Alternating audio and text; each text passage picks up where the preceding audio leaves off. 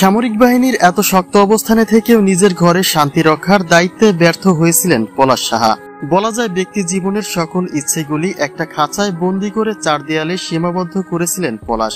তবে তার জীবনে শুধুমাত্র একটিবার স্ত্রী সুস্মিতার হাত ধরে ঘুরতে বের হয়েছিলেন। ওটাই ছিল তার স্ত্রী সুস্মিতার সঙ্গে প্রথম এবং শেষ ভ্রমণ। কিন্তু সেখানেও নজরদারির জন্য পাশে দেখা গিয়েছিল মা এবং মেজ ভাইয়ের বউ পাপিয়া সেন সাহাকে। ভিডিওটি ইতোমধ্যেই ব্যাপক ভাইরাল হয়েছে সামাজিক যোগাযোগ মাধ্যম জুড়ে। পলাশ চলে যাওয়ার 1 মাস অতিবাহিত হলেও তার রেখে যাওয়া স্মৃতিগুলি এখনো অশ্রুসিক্ত করছে গোটা দেশবাসীকে।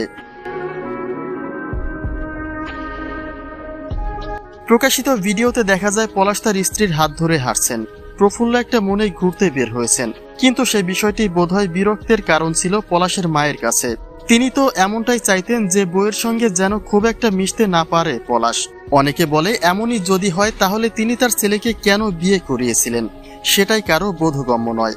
অন্যদিকে রয়েছে পলাশের মেজ ভাইয়ের বউ পাপিয়া সেন সাহা। তিনিও যে সুস্মিতাকে বাঁকা চোখে দেখেছেন সেটা তো পলাশের মৃত্যুর পরে তার বলা কথাই পরিষ্কার হয়ে গেছে। কিন্তু সে ব্যক্তিকেই পলাশের গল্পের শুরু থেকে শেষ অবধি সবখানেতেই দেখা গেল।